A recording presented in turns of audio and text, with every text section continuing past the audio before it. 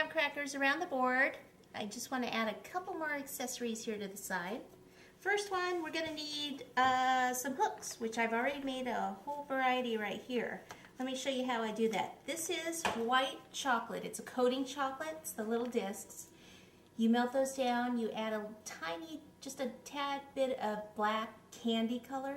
It has to be candy color, which is oil-based. And then you just cut off the tip. This is parchment paper here, and I just want to squeeze some out. Just kind of make a hook. If I keep the tip slightly embedded in the chocolate, then I can kind of go back and forth in it. Now, a hook usually has a little round spot at the top where the line would go through. And then it usually has a little jagged here on the edge, which is what hooks the fish usually. So what I've done here is I've just done a variety of sizes because hooks are all different sizes.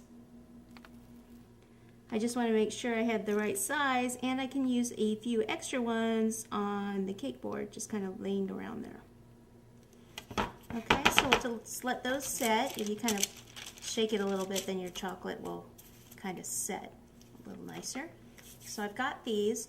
Now what I need to do is just take some of this one's a little dark, the new silver dusting powder, and a brush,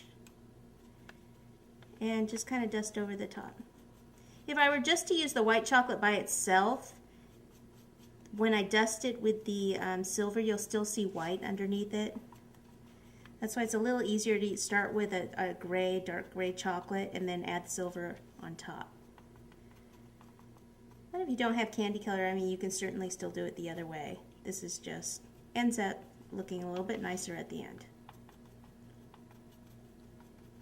So I've got a couple of those dusted and ready to go.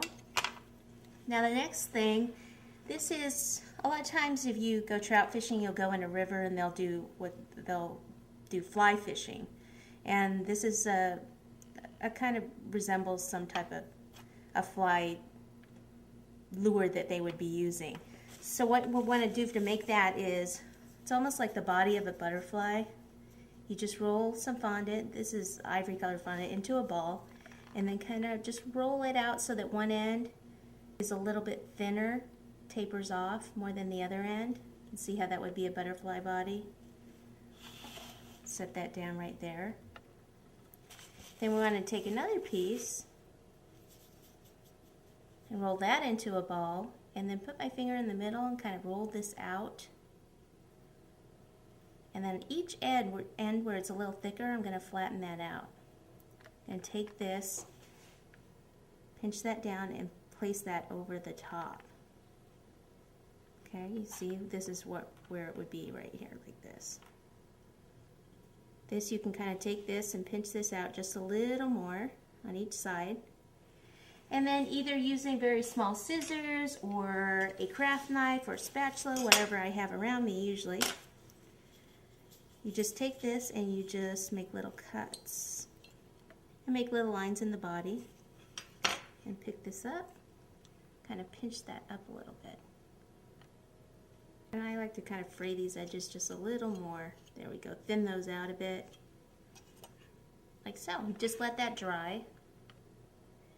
And then this is the one that's dry. I'm going to put this on here. Remember earlier I said we had some cocoa dusting powder? That's the cocoa color right there. I want to just take a little bit of the cocoa, which is a brownish color, and just kind of dust my fly. You're really going to see the top. You're not really going to see the bottom of it.